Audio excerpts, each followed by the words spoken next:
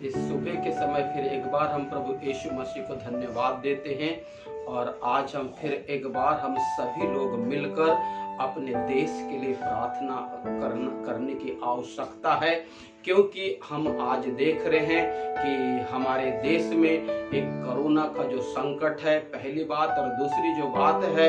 आज Pakistan border, China border और Nepal border में तनाव है। तो मैं समझता हूँ मेरे प्रियो, आज हम में से हर एक लोगों को परमेश्वर से प्रार्थना करने की आवश्यकता है, क्योंकि जब हम परमेश्वर से प्रार्थना करेंगे तो परमेश्वर हमारे देश में अमन और शांति को लेकर आएगा। तो आइए हम प्रार्थना करें। इसके पहले एक वचन को मैं आपके सामने लाता हूं, और वो परमेश्वर के वचन अर्थात बाइबल पवित्र शास्त्र में ऐसा लिखा है। यदि आप मेरे साथ में अगर हैं या सुन रहे हैं तो यहाँ पर ऐसा लिखा है एहजकेल 22 के 30 में कि मैंने उनमें ऐसा मनुष्य ढूंढना चाहा जो बाड़े को सुधारे और देश के निमित्त नाके में मेरे सामने ऐसा खड़ा हो कि मुझे उसका नाश करना ना पड़े, परंतु ऐसा कोई ना मिला। हाँ मेरे प्रियो, हम इस देश के निवासी हैं, भारत देश हमारा है, और हम में से हर एक नागरिक की आवश्यक जरूरत ये है कि हम अपने देश की सलामती के लिए और अपने देश के 135 करोड़ लोगों के लिए हमको प्रतिदिन ईश्वर से, परमेश्वर से प्रार्थना करने की आवश्यकता है, क्योंकि 2020 एक ऐसा 20 है जहां पर चारों तरफ से पूरा होल जो संसार है वो रुक गया है, थम गया है। विज्ञान फेल हो गया है, धन फेल हो गया है, और मनुष्य की जो समझ है वो भी सब कुछ समाप्त हो चुकी है। अब ऐसे स्थिति में मेरा और आपका कर्तव्य ये बनता है कि जिसने आकाश को बनाया, जिसने पृथ्वी को बनाया, जिसने चांद और सितारे का निर्माण किया है, और जिसने वायुमंडल को, जिसने समुद्र को, जिसने पृथ्वी को, और जिसने तमाम प्रकार के जीव और जंतु और मनुष्य को जो बनाया है, अब उस परमेश्वर के चरणों में, उस ईश्वर के चरणों में बैठकर मुझे और आपको अब इन दिनों में विशेष प्रार्थना करने की आवश्यकता है, जिसके चलते हम और हमारा परिवार और हमारा देश और पूरा विश्व एक अमन और शांति की ओर आएगा। क्योंकि इस समय जो संकट है, इस समय जो मुसीबत है मेरे प्रियो, हम देख रहे हैं कि ये जो संकट और ये जो मुसीबत है ये मनुष्य के बिल्कुल समझ से परे है, क्योंकि आज विज्ञान ने भी हाथ टेक दिया है, विज्ञान की भी बस की बात नहीं रही है, और आज जो हमारा धन है वो भी हमें काम नहीं आ रहा है। आज की स्थिति ऐसी है कि व्यक्ति घुट कर वो जी रहा है, और एक सदमे के अंदर, एक डर के अंदर, एक भय के अंदर आज पूरे विश्व का माहौल कुछ ऐसा बन गया है। इसलिए मैं चाहता हूँ इस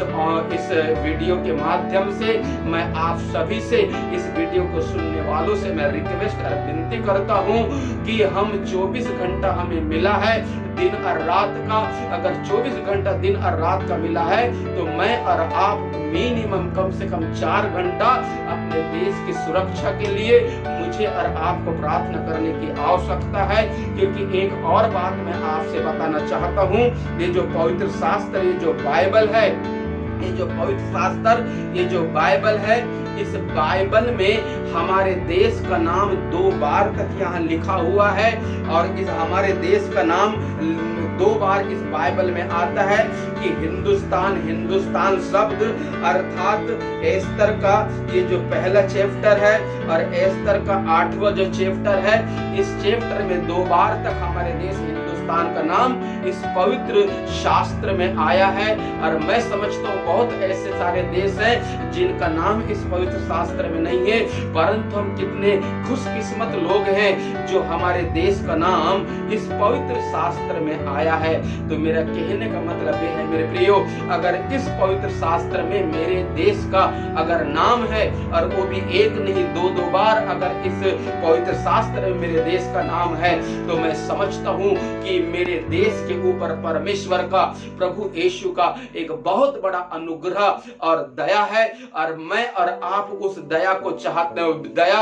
हम उस वक्त देखेंगे मेरे प्रियो जब मैं और आप मिलकर अपने देश के लिए प्रार्थना करेंगे। तो आज इस ऑनलाइन के माध्यम, आज इस वीडियो के माध्यम से मैं आपसे बात करना चाहता हूं कि सबसे पहले हमको अपने सरकार के लिए प्रार्थना करना है, अर्थात प्रधानमंत्री जी के लिए और गृह मंत्री जी के लिए, रक्षा मंत्री के लिए प्रार्थना करना है। और दूसरी बात मेरे प्रियो, हमें मिलिट्री के जवानों के लिए प्रार्थना करना है, क्योंकि वो बॉर्डर में 24 घंटा जागते रहते हैं, क्योंकि वो जो जवान है वो भी किसी के बेटे हैं, या किसी का पति है, या किसी का पिता है, या किसी का भाई है, जो बॉर्डर के ऊपर खड़े होके अपने देश की सुरक्षा के लिए, सलामती के लिए अपनी जान की बाजी लगाकर वो 24 घंटा ड्यूटी करते हैं। तो उनकी सलामती के लिए भी हमको प्रार्थना करना है। और दूसरी बात, हमें पुलिस डिपार्टमेंट के लिए भी प्रार्थना करना है, जो 12-12, 14-14 घंटा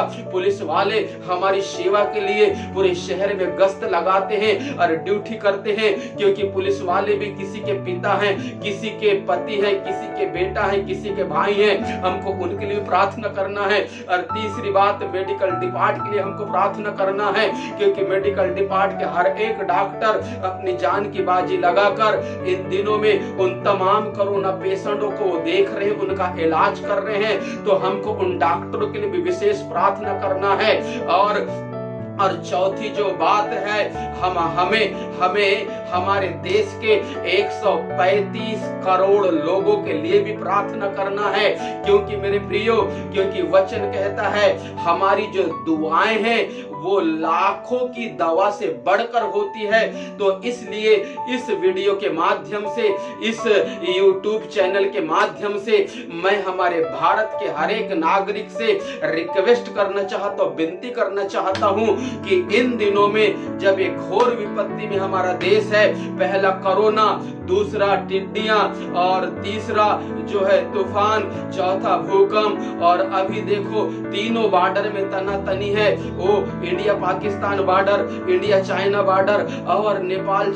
इंडिया बॉर्डर में जो तनातनी है, और जिसके चलते हमारा देश इस कोरोना के चलते आर्थिकता में बहुत नीचे चले गया है। तो मैं चाहता हूं कि आज हम सब लोग मिलकर इन सारे बातों के लिए हम प्रार्थना करें, ताकि हमारे देश में अमन रहे, हमारे देश में शांति रहे, ताकि मेरे प्रियो हमारे देश का 135 करोड़ जो नागरिक हैं वो अमन और शांति में रहे और मेरा देश बिल्कुल सुरक्षित रहे। तो आइए हम सब लोग मिलकर प्रार्थना करते हैं। पिता परमेश्वर, पुत्र यीशु, पवित्र आत्मा, अगम्य ज्योत के रहने वाले स्वामी, जमीन और आसमान को बनाने वाले प्रभु यीशु मसीह, क्योंकि यशायाह 66:1 में आपने कहा आकाश मेरा सिंहासन है और पृथ्वी मेरे पैर की चौकी है। हाँ प्रभु, आकाश आपका सिंहासन है और पृथ्वी आपकी चौकी प्रभु, क्योंकि आपने उत्पत्ति 1:26 में आपने विचार किया कि मैं मनुष्य को अपने स्वरूप, अपनी समानता में बनाऊंगा, और आपने उत्पत्ति 2:7 में